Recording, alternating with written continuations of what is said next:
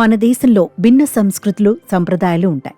అలాగే ఎంతో చరిత్ర కలిగిన నిర్మాణాలున్నాయి. పురాతన ఆలయాలకు విశిష్టత ఉంది. పుణ్యక్షేత్రాల్లో అత్యంత ప్రాముఖ్యమైన ఆలయం చెన్నైలో ఒకటి ఉంది. అదే మైలాపూర్ కపాలీశ్వర్ టెంపుల్. ఈ ఆలయం అత్యంత ప్రాచీనమైంది. అలాగే ఎంతో ప్రాధాన్యత ఉంది. ఇక్కడ పరమశివుడు కపాలీశ్వరుడిగా, పార్వతీదేవి కర్పాగాంబళ్గా భక్తులకు దర్శనమిస్తారు. మైలాపూర్ పేరు వెనుక ఇంట్రెస్టింగ్ కథ ఉంది. ఒకప్పుడు పార్వతీదేవి నెమలి రూపంలో 1000 ఏళ్ల పాటు ఇక్కడ తపస్సు చేశారు. నెమలి రూపంలో తపస్సు చేసిన కారణంగా ఈ ప్రాంతానికి మైలాపూర్ అనే పేరు వచ్చిందని చెబుతుంటారు. మనమున్నాము చెన్నైలోని మైలాపూర్ ప్రాంతంలో ఉన్నటువంటి కపాలేశ్వర ఆలయం వద్ద. ఈ ఆలయంలో శివుణ్ణి కపాలేశ్వరుడుగా, పార్వతీదేవిని కర్పగంబల్గా పూజిస్తుంటారు. మైలాపూర్, మైల్ అంటే తమిళంలో నెమలి అని అర్థం. పార్వతీదేవి శివుని గురించి నెమలి రూపంలో ఇక్కడ ఘోర తపస్సు చేసిన కారణంగా ఈ ఏరియాకి మైలాపూర్ అనే పేరు వచ్చింది. ఈ ఆలయం ఎంటర్ అయిన వెంటనే మైలాయే కైలై, కైలాయే మైలై అని తమిళంలో రాసి ఉంటుంది. అంటే ఈ మైలాపూర్ అనే ప్రాంతం కైలాసానికి సమానంగా భావిస్తుంటారు. ఈ ఆలయం ద్రావిడ వాస్తు శైలిలో నిర్మించారు. ఎక్కడా లేని విధంగా ఈ టెంపుల్ని కపాలేశ్వరం అని పిలుస్తారు. కపాలీశ్వర్ పేరు వెనుక గొప్ప పురాణం ఉంది. బ్రహ్మ ఇక్కడ శివలింగాన్ని పూజించినట్లు పురాణాలు చెబుతున్నాయి.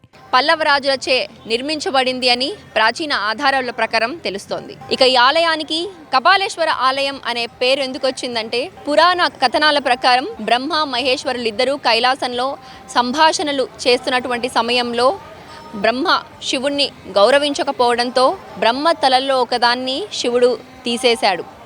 దీనికి ప్రాయశ్చిత్తంగా బ్రహ్మ ఇక్కడ ఈ ఏరియాలో మైలాపురంలో శివలింగాన్ని ప్రతిష్ఠించి పూజించాడు.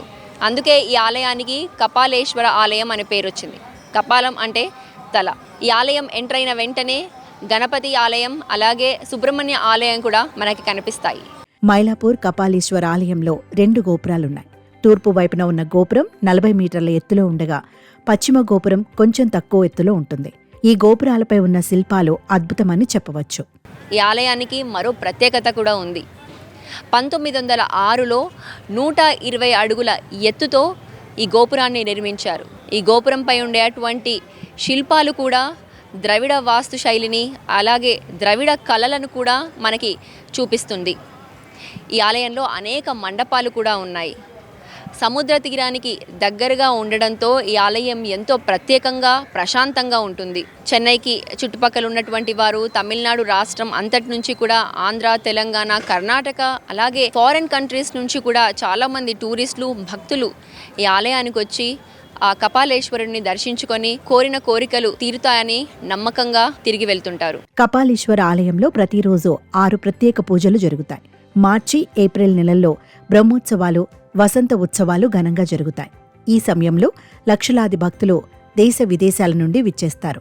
మైలాపూర్ కపాలీశ్వర ఆలయం కేవలం పూజాస్థలం మాత్రమే కాకుండా భారతీయ సంస్కృతి, ద్రావిడ నిర్మాణ శైలి, చరిత్రకు ప్రత్యక్ష సాక్షిగా నిలుస్తోంది.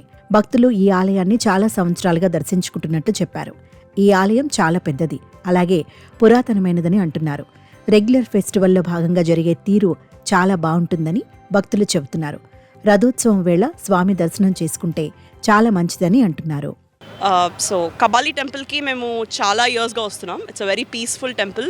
చాలా బాగుంటుంది. It's very big and the temple is very old. It's rooted in tradition. ఇక్కడ ఎవరిని అడిగినా కూడా చెప్తారు మీకు కబాలీ టెంపుల్ ఎలా వెళ్ళాలంటే. This area Mylapore tank is Kabali temples land mark. So ఇక్కడ చాలా బాగుంటుంది అండ్ రెగ్యులర్ ఫెస్టివల్స్ ఇక్కడ తేర్ అది ఉంటుంది, చాలా బాగుంటుంది. ఎవ్రీ ఇయర్ ఆగస్ట్లో తేర్ పెడతారు అండ్ మార్చ్లోనూ ఉంటుంది. సో డెఫినెట్గా రావాలి, అందరూ వచ్చి చూడాలి. I think it's some historic land mark. You have to visit once in your life time at least. You have to visit. నేను కపాలీశ్వర గుడికి రెగ్యులర్గా వస్తాను. స్వామివారు ఇక్కడ వైబ్రేషన్ చాలా బాగుంటుంది. అమ్మవారి సన్నిధిలో అయినా స్వామివారి సన్నిధిలో అయినా చాలా బాగుంటుంది వైబ్రేషన్స్. స్వామివారికి బ్రహ్మోత్సవాలు జరిగేటప్పుడు చాలా వాహన సేవలు జరుగుతాయి. పెద్ద నంది వాహనం జరుగుతుంది, పెద్ద రిషభ వాహనం జరుగుతుంది, భూత వాహనం జరుగుతుంది. స్వామివారికి అనేక ప్రత్యేకమైన నంది వాహనం జరుగుతుంది, ఇంకా రథోత్సవం జరుగుతుంది. రథోత్సవం అప్పుడు చాలామంది భక్తులు వస్తారు, వచ్చి దర్శనం చేసుకుంటారు. రథోత్సవంలో అంత అదృష్టం అంటారు. దర్శనం చేసుకుంటే, రథోత్సవం వచ్చినప్పుడు స్వామివారికి దర్శనం చేసుకుంటే మంచిది అంటారు. స్వామివారు ఇక్కడ ఆంజనేయ స్వామి వారు వచ్చేసి ఇక్కడ సీతా అమ్మవారిని ఎతకడానికి వెళ్ళేటప్పుడు అమ్మవారిని వచ్చి ఆశీర్వాదం తీసుకొని వెళ్ళారు. అమ్మవారిని వచ్చి కలిసి వెళ్ళిన తర్వాత సీతా అమ్మవారు కనబెట్టారు అనేసి స్వామివారికి, ఆంజనేయ స్వామివారికి ఇక్కడ ఒక శిల్పం ఉంది. ఇక్కడ కపాలీశ్వర స్వామివారికి చాలా ప్రత్యేకత ఉంది. ఇంకా స్వామివారిని ఇక్కడ మైలై కపాలీశ్వరర్ అంటారు. మైలై అంటే నెమలి అంటారు, నెమలి కపాలీశ్వరుడు అంటారు. ఇక్కడ వినాయకుడు ఉంటాడు, కపాలీశ్వరుడు ఉంటారు, కర్పగమ్మవారు ఉంటారు, సుబ్రహ్మణ్య స్వామి వారు ఉంటారు. ఇంకా అన్ని 63 నాయన్ మార్గాలు ఉంటారు. ఇక్కడ ఉత్సవమూర్తులు చాలామంది ఉంటారు. ఇక్కడ అలంకారాలు చాలా బాగా జరుగుతాయి. స్వామివారిని వచ్చి దర్శనం చేసుకుంటే ఇక్కడ చాలా అదృష్టం అంటారు.